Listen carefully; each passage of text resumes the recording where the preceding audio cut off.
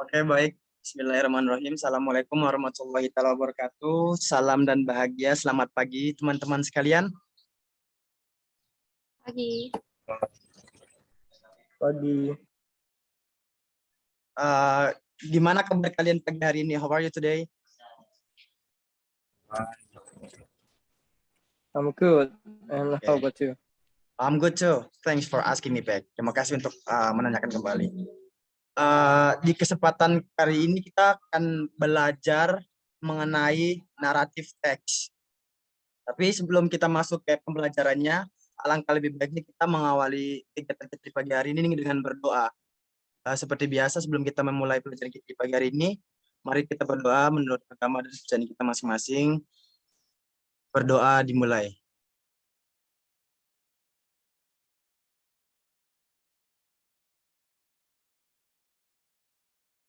Oke, berdoa selesai.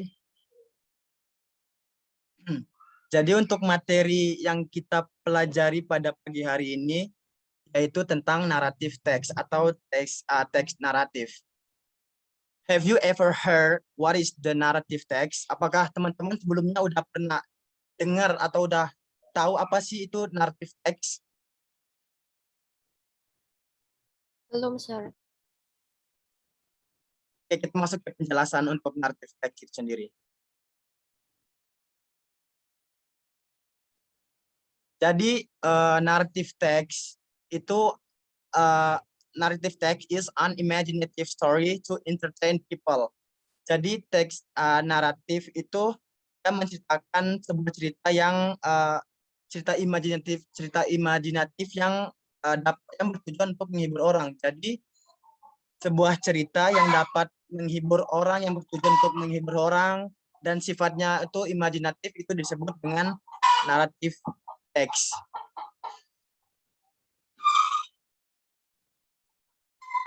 Adapun tipe-tipe dari naratif teks itu sendiri yaitu mencakup 4 bagian.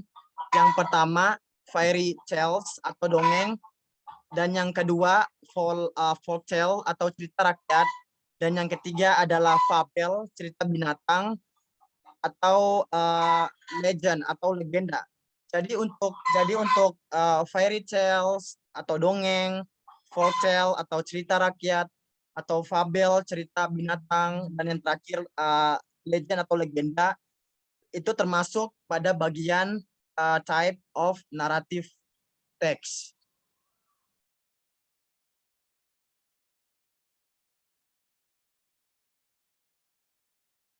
Berikut adalah contoh dari type of narrative text.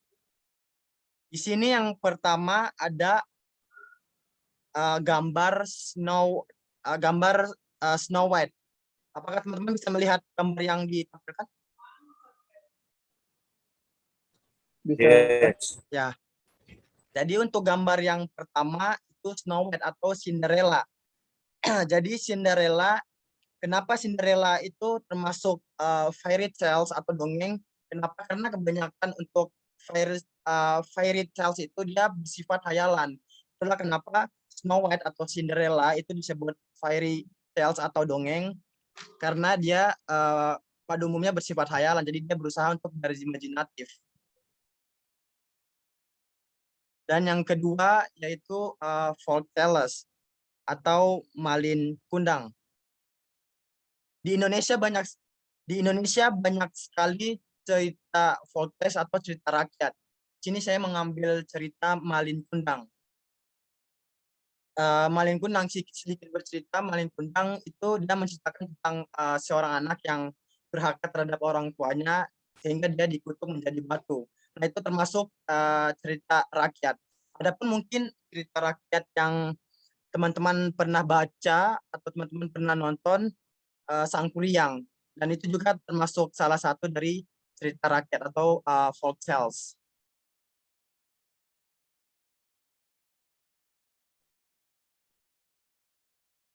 Oke, yang ketiga yaitu fabel atau binatang.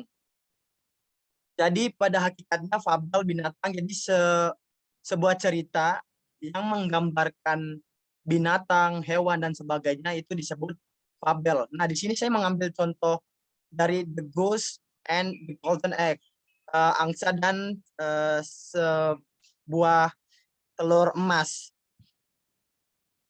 Nah, kenapa The Goose and the Golden Egg disebut fable? Kenapa? Karena dia menceritakan tentang binatang atau hewan tadi. Jadi ketika kita ingin menjelaskan tentang fabel, kita harus menceritakan atau menggambarkan binatang dalam cerita tersebut atau menceritakan tentang binatang. Mungkin saya akan menunjuk salah satu dari teman-teman supaya memberikan contoh lain selain The Ghost and the Golden Egg yang merupakan cerita yang isinya tentang binatang. Mungkin Alif, kamu bisa nggak menyebutkan selain The Ghost and the Golden Egg, apa saja yang merupakan cerita dari fabel atau binatang itu sendiri?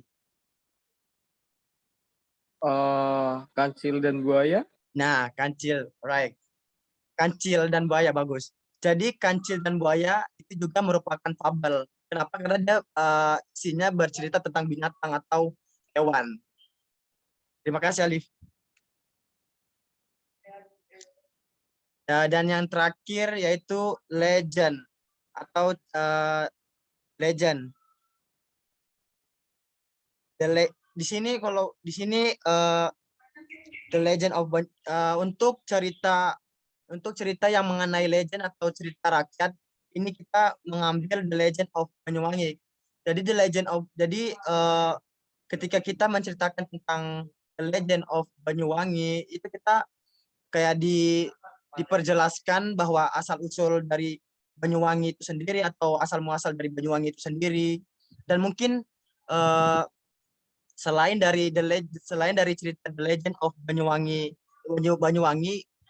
ada lagi cerita yang menjelaskan tentang asal usul dari sebuah tempat. Misalnya Danau Toba. Nah, Danau Toba juga merupakan salah satu dari legend atau cerita rakyat.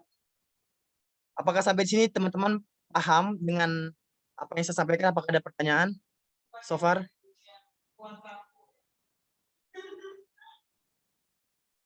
Apakah ada pertanyaan teman-teman sekalian? Paham, sir.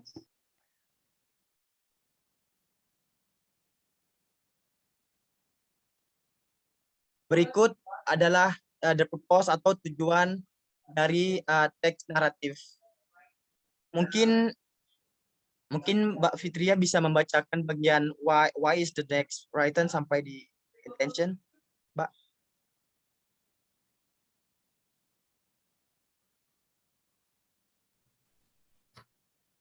Why is the text written? To amuse? What? Sorry, because tulisannya kurang jelas ini di laptop saya. Oke. Biarkan saya aja yang membaca. Jadi untuk the purpose of the narrative text itu yang pertama, why is the text written. Terus yang kedua, the text is written for. Dan yang ketiga, what is the purpose. Yang keempat, what is the social function. Dan yang terakhir yaitu what is the writer intention. Jadi ketika teman-teman melihat warna kuning di akhir kalimat ini, itu dia menanyakan tentang tujuan dari teks tersebut. Misalnya to amuse atau untuk menghibur. To entertain juga menghibur. Jadi terserah kalian mau menggunakan to amuse atau to entertain. Karena memiliki artian yang sama, yaitu untuk menghibur. Dan tujuan yang ketiga ini to teach us to have a good character. Dia itu mengajarkan kita bagaimana cara kita untuk mempunyai karakter yang bagus. Dan yang terakhir yaitu to make us learn something from the story. Jadi untuk poin terakhir yaitu dia mengajarkan kita untuk mengajarkan sesuatu berdasarkan apa yang kita baca, yaitu the story of the narrative text.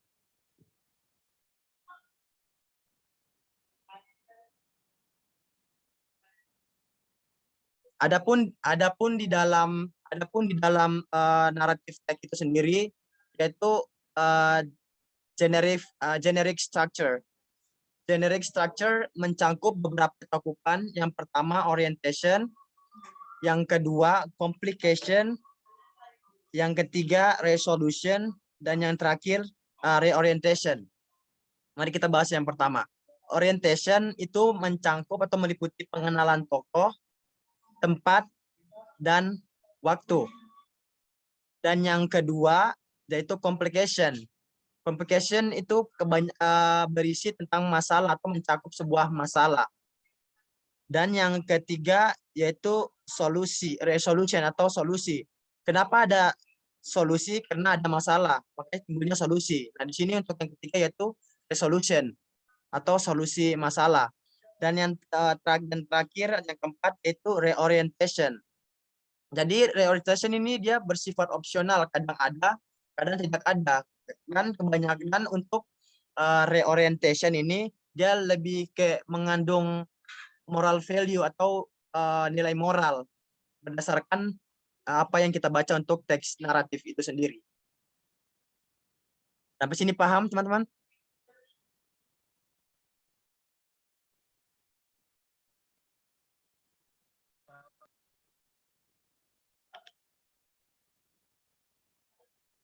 Oke, berikut language features. Language feature mencangkup beberapa cakupan. Yang pertama yaitu adverb of time, yang kedua past tense, dan yang ketiga yaitu specific character, yang keempat yaitu action verb, yang kelima time conjunction, dan yang terakhir yaitu direct speech. Mari kita bahas yang pertama, adverb of time. Jadi ketika teman-teman ingin membaca sebuah teks naratif, itu akan bertemu di awal yaitu dengan kalimat once upon a time, atau bisa one day, atau mungkin teman-teman menemukan kalimat long time ago. Nah, itu termasuk ke dalam adverb of time atau waktu untuk cerita itu sendiri. Dan yang kedua yaitu past tense. Past tense. Jadi untuk past tense ini sendiri itu akan ceritanya udah terjadi di masa lampau. Jadi kita menceritakan sesuatu atau kejadian yang sudah berlalu. Nah, ini kita menggunakan past tense. Berikut contoh dari past tense itu sendiri, yaitu he lived in the jungle. She saw a big house. Dan ketika kita menggunakan past tense, itu kita menggunakan kata kerja bentuk kedua. Nah, misalnya ini live. Dan contoh kedua saw. Dari kata kerja bentuk pertama live berarti live. Yang kedua saw, kata kerja bentuk pertamanya adalah see. Dan untuk specific character dengan contoh Aladdin dan Snow White. Jadi ketika teman-teman membaca sebuah teks naratif, entah itu teks Aladdin atau Cinderella, pasti teman-teman tahu siapa yang merupakan specific of the character ini. Itu misalnya di cerita Aladdin, terus mungkin di cerita Cinderella, mungkin Cinderella atau Snow White. Berikutnya adalah action verb. Action verb atau kata kerja aksi, yaitu kill. Contohnya kill, cry, saw. Jadi kata kerja yang ada di dalam cerita itu, misalnya membunuh, menangis, dan melihat. Berikutnya yaitu time conjunction. Di sini contohnya yaitu then dan when. Jadi dan when ini merupakan time of conjunction. Dan yang terakhir yaitu direct speech atau percakapan atau percakapan secara langsung. Misalnya, why are you crying, my friend? Atau yang kedua, oh God, let me come out. Jadi untuk percakapan secara langsung, entah itu why are you crying, my friend, atau oh God, let me come out, itu termasuk di direct speech. Nah, sampai di sini apakah teman-teman sudah paham dengan apa yang disampaikan? Apakah ada pertanyaan?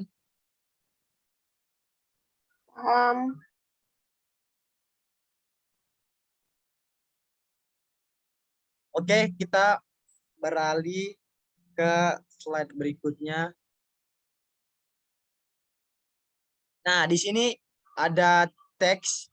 Di sini ada teks yang berjudul Cinderella. Mungkin salah satu dari teman-teman bisa membacakan di paragraf pertama. Alif, tolong baca di paragraf pertama, Alif. Ya, Pak. Please read the Okay. first paragraph once to sister. Okay, Yes. I'll do. Yeah. Once upon a time lived a girl named Cinderella. She lived with her stepmother and stepsisters. Oke, thank you, Liv. Jadi ketika teman-teman sudah melihat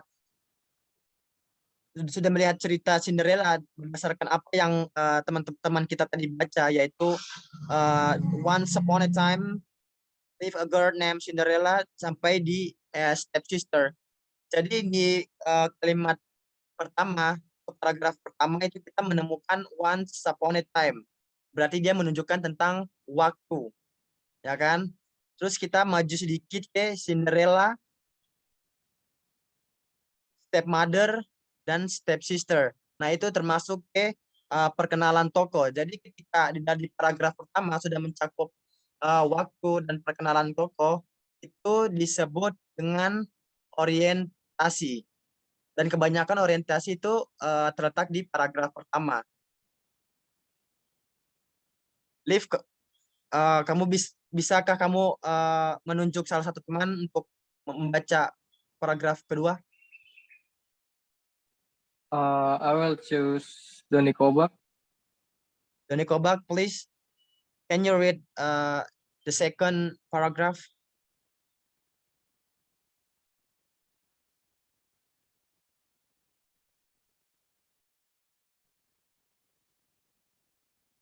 Doni Kobak.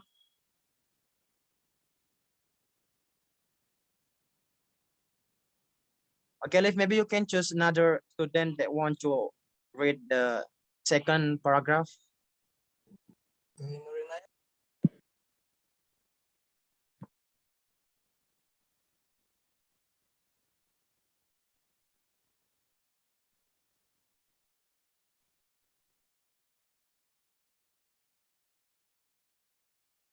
Alif? I say Nurinaya. Nurinaya, please. Could you read the second paragraph? Yes, sir. Yeah. Her stepmother and stepsister treated her badly. One day, a prince of kingdom invited all girls to the ball. Cinderella wanted to go there, but she did not have beautiful dress. Oh God, I don't have dress. Nah, terima kasih untuk Nurinaya telah membacakan untuk paragraf kedua. Jadi untuk paragraf kedua itu tentang masalah atau complication. Nah, pertanyaannya di bagian mana sih letak dari masalah itu sendiri? Coba kita lihat di bagian ini. Cinderella wants to go there, but she didn't have a beautiful dress. Oh God, I don't have a dress. Nah, jadi ketika kita menemukan masalah di dalam sebuah paragraf, itu disebut dengan complication atau masalah. Dan itu terletak di bagian dan ini terletak di the second paragraph, di paragraf kedua.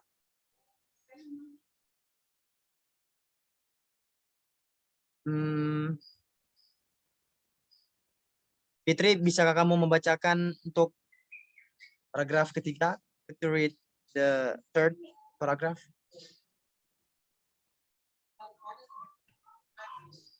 A very good mother helped her. She changed her dress into beautiful ones. Then Cinderella came to the ball. A prince fell in love with her. They got married and lived happily ever after. Nah, terima kasih Fitri. Seperti yang saya katakan sebelumnya, saat ada masalah, ada juga solusinya. Jadi untuk paragraf ketiga, letak dari solusi itu sendiri yaitu terletak di a very godmother helped her. She changed her dress into beautiful honest. Jadi seorang peri dia membantu Cinderella itu mengganti dressnya dari yang buruk menjadi dress yang bagus. Nah, itu kan merupakan sebuah solusi. Nah, ketika kita sudah menemukan bagian mana yang terletak dari solusi itu sendiri, nah ini disebut dengan resolution atau solusi. Sampai sini apakah ada pertanyaan teman-teman sekalian?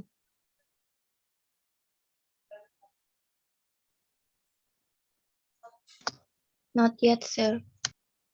Oke, Roger. Oke, thanks.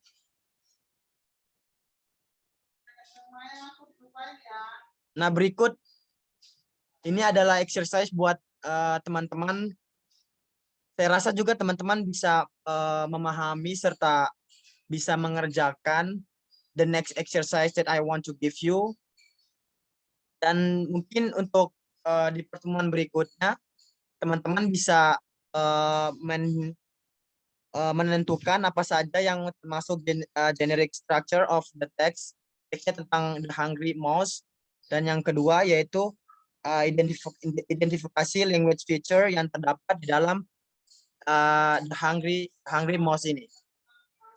Sampai sini paham teman-teman mengenai exercise-nya? Apakah paham mengenai latihannya untuk pertemuan berikutnya?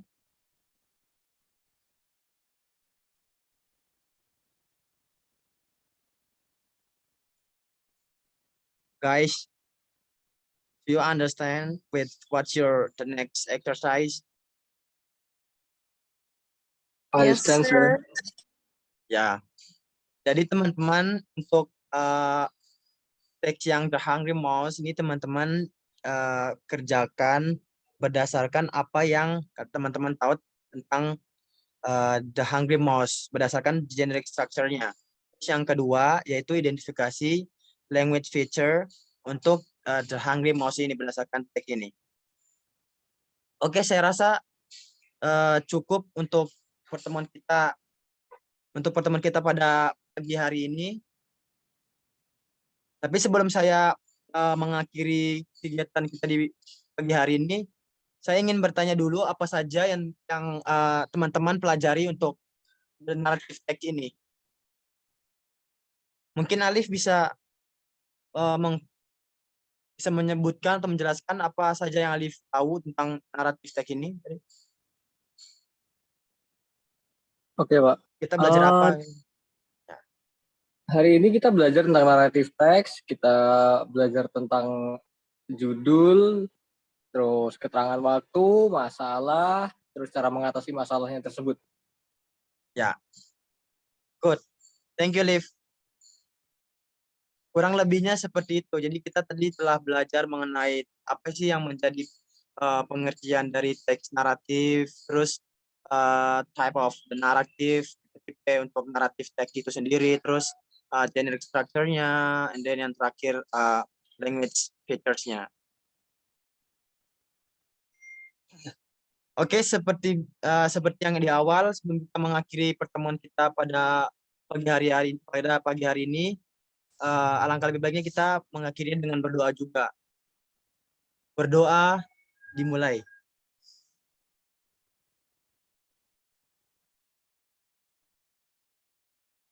Oke, berdoa selesai.